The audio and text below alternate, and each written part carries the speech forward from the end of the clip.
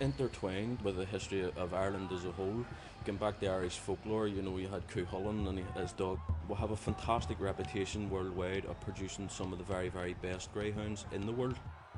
Everybody looks forward to being a winner. It's nothing to do with money or running batting dogs with bookies and things. It's just to know that you've got the particular type of an animal that's going to win races.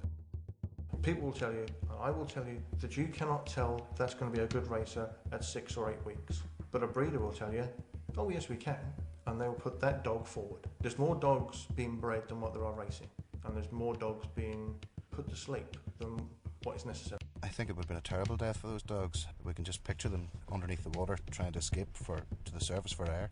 It's a barbaric act on any animal. Has been a major part of life in Ireland since the beginning of the last century. Today there are 17 tracks in the Republic and 2 in Northern Ireland.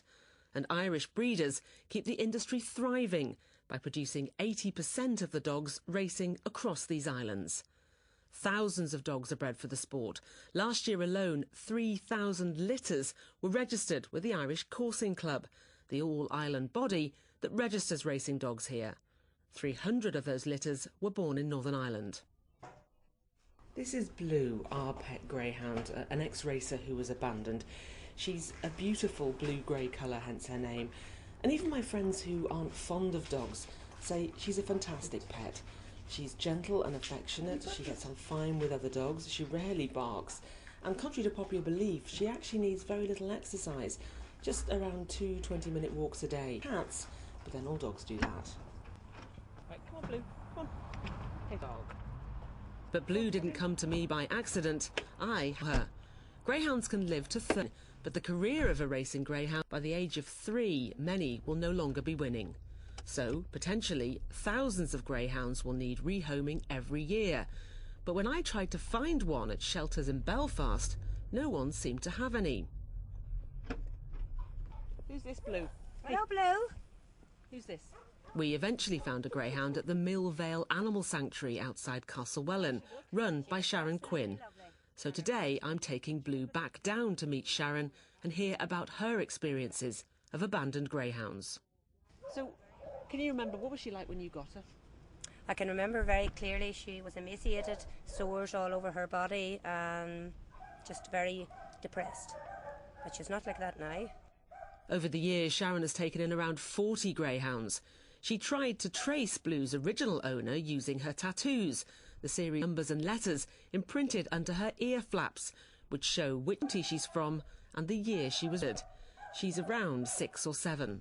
The industry would say that you can trace every dog. You can't, because we tried and said he gave it to Mr. A, and then Mr. A said he'd B, and it was pointless. It was pointless, futile, because we couldn't.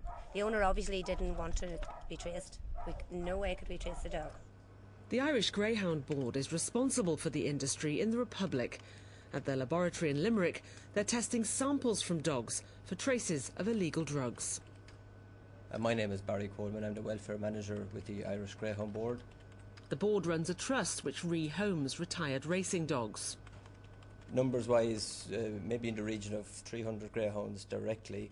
There are also many other rehoming agencies throughout the country that would rehome greyhounds as well. You don't cover Northern Ireland, though? We would rehome greyhounds from Northern Ireland because greyhounds would also race in Dundalk and Lifford, which are bordering tracks, and many of the Northern Irish people would come over. We've been given figures of around 10 to 15,000 greyhounds needing homing at the end of their racing career. 300 obviously is a very small percentage of that. 15,000, I don't know where you got that figure, to be quite honest. Like, it's the first time I've heard such a figure. I wouldn't believe that there would be that many looking for homes and at the end of their racing careers. Would you know how many would be looking for homes? I wouldn't know those exact figures. 1869 will be the date and the year. Those Waterloo sportsmen and more did appear.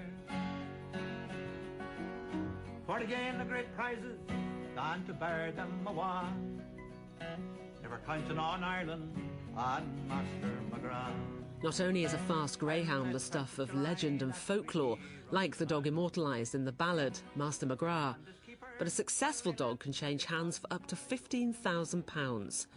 A dog that finishes well in big competitions like the Irish Derby can generate cash prizes of up to €150,000. When they arrived there, But for every Irish Derby winner, there are thousands of puppies who don't make the grade. So what happens to them? Richard Hambleton from Carrickfergus has been fostering greyhounds for 18 years. oh, is that the queer dog you call Master? That's it. There's 5,000 dogs retire each year in racing, on average, Across the whole of the British Isles. across the British Isles and Ireland. So to replace those, they need more dogs. But the problem is that you breed dogs, but you only put one forward, on average, out of a litter.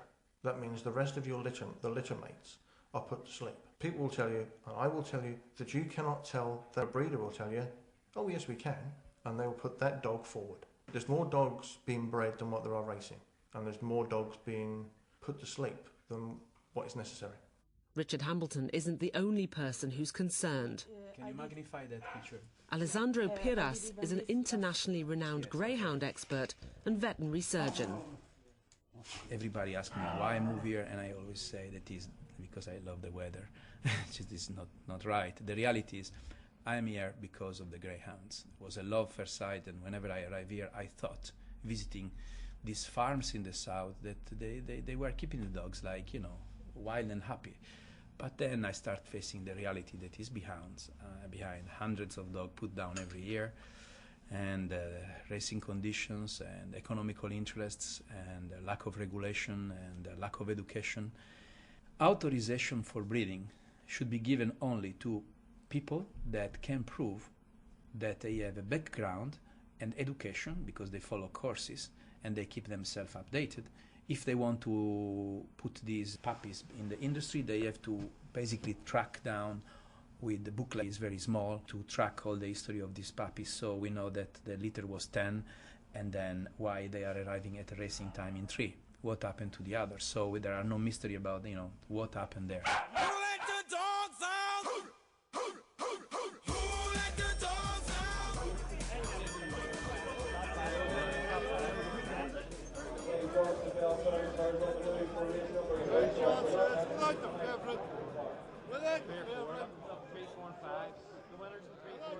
Greyhound racing is, at its heart, a spectacle.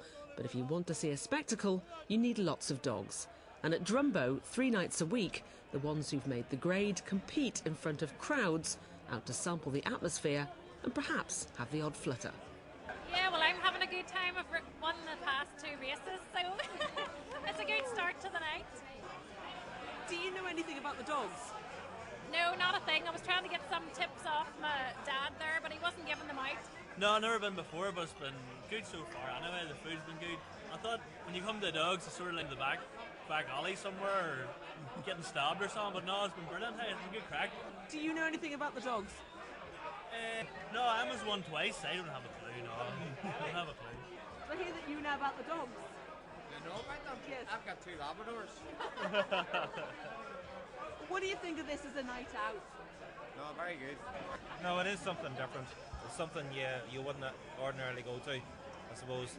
Yeah, you have a good night's crack, and you can put a few pound on a few dogs, and the excitement of maybe being able to win a few bob back and have a free night at the end of it, I suppose. Well, anybody that has told me about it have had a really good night's fun, so that's why we chose here. I suppose it's one of those things, you think it's more of like a sort of old man flat caps type of thing? Yeah, it's far from it. It seems to a really good atmosphere. So the night's still young, mind you.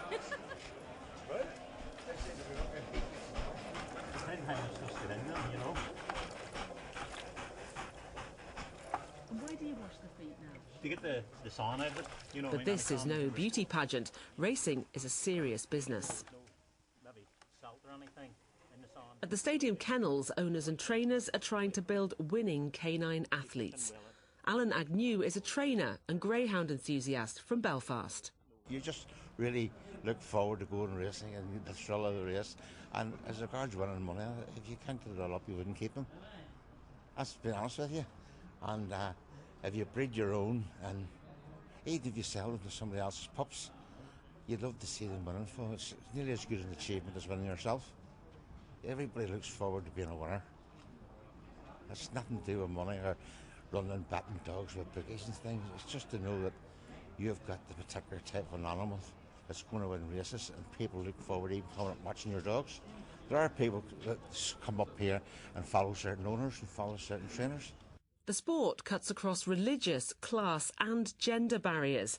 Margaret Campbell from Dundonald is a trainer-owner. My son got involved, would have been almost 20 years ago, with his first greyhound, which was called her Tiny Tears. Kept her till she was 14, till she died, like. And from then we just progressed with all the dogs. And what are greyhounds like? Because people have an image of greyhounds that they're nasty, that they need loads of exercise. What are they like as dogs? Absolutely fantastic pets. Fantastic pets. We bring them all out together, keep them together. I have a 9-year-old granddaughter. She's in and out the kennels on her own.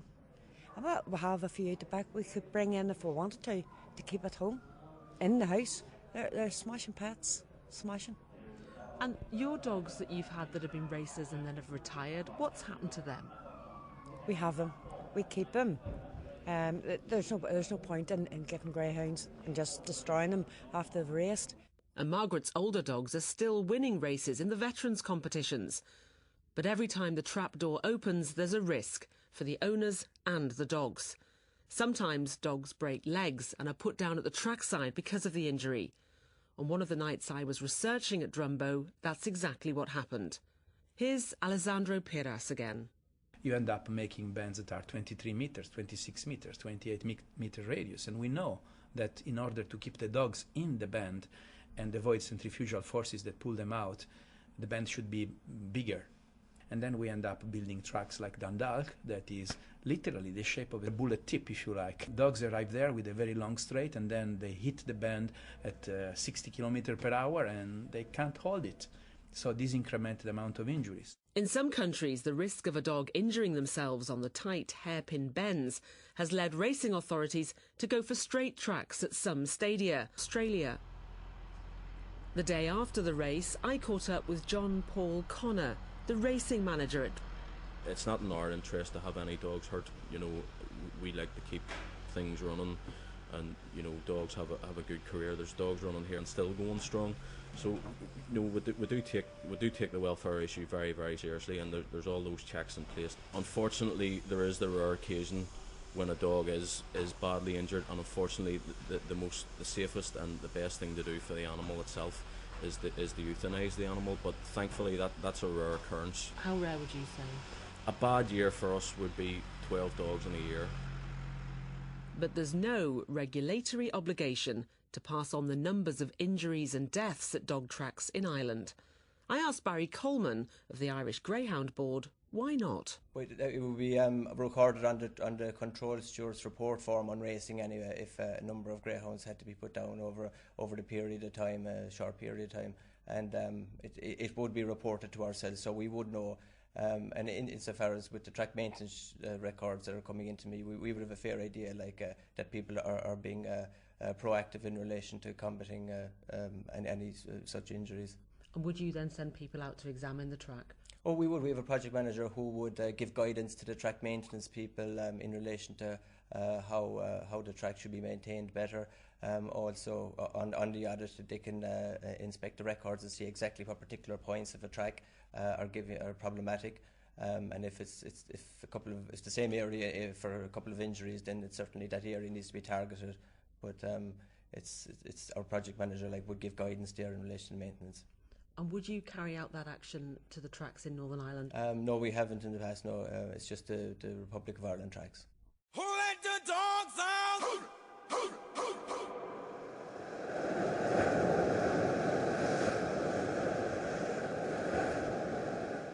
Well, it's a wet and blustery day in March, but we're up here on the North Antrim coast, just outside Carnlough.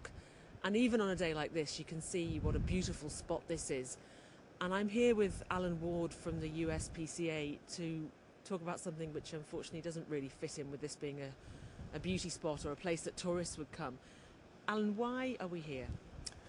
Well, Julia, round about this This month last year, I received a call from 2 recreational divers, and they'd been out on a Sunday afternoon diving around the rocks in the headland here at Garren Point, and they'd come across a very grim scene on the seabed in about 8 metres of water, where they found what appeared to be two greyhound type dogs on the seabed with ropes attached to their necks which had been tied to concrete blocks.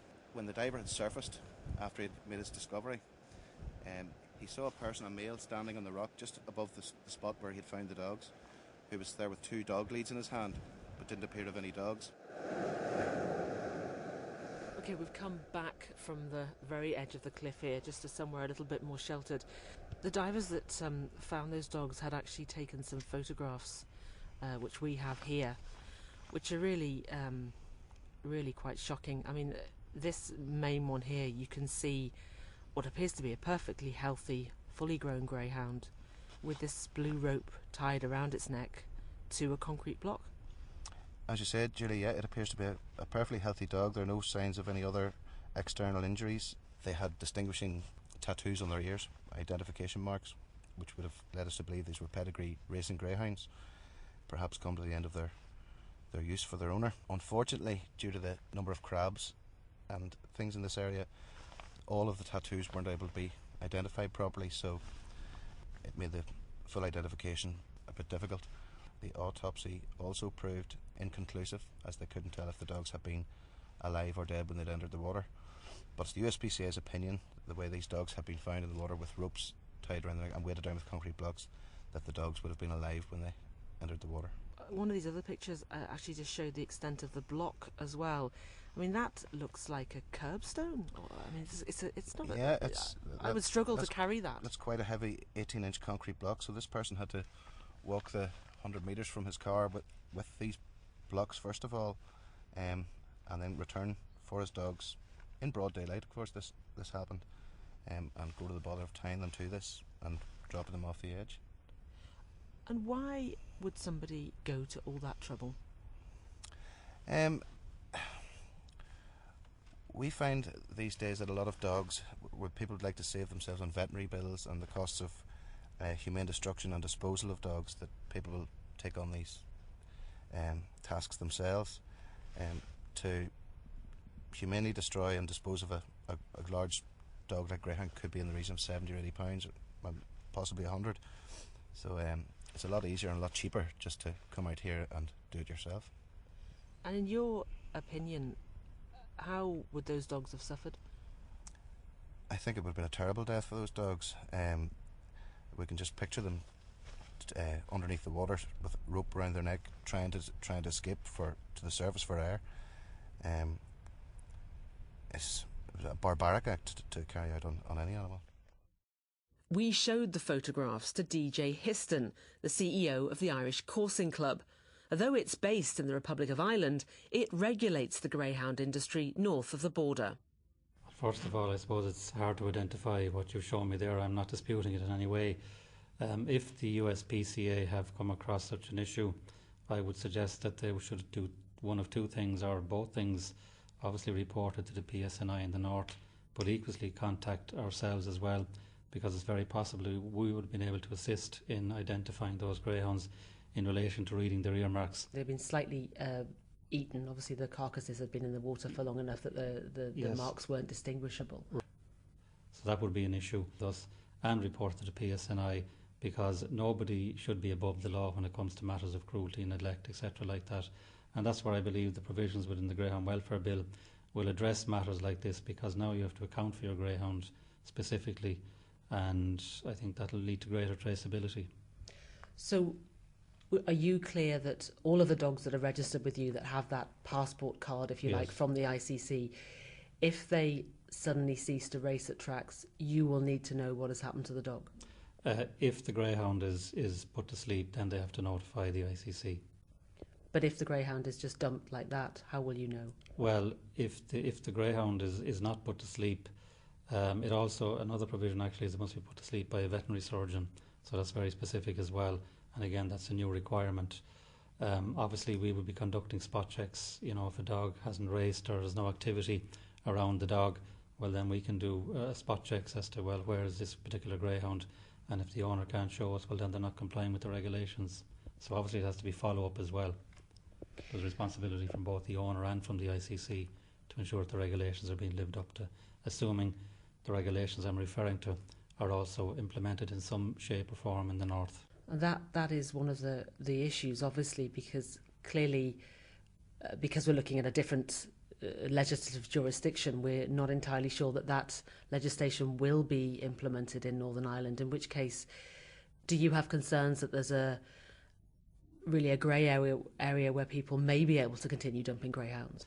Well, as I say, even the law of the land as we speak, if somebody dumps a dog, it's still a matter of cruelty and it's a welfare issue.